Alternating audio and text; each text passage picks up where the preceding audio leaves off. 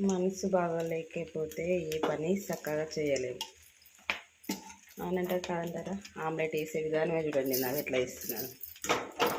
లేకపోతే చక్కగా వేసేదాన్ని omelette. Spots వెళ్ళిపోయింది.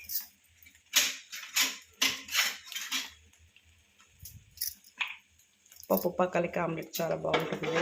మధ్యాహ్నం అన్నం తినడానికి వచ్చాను. మీరేం చేసుకున్నారు? మేము పాలకూర పప్పు ఆమ్లెట్. ఓకేనా? డన్.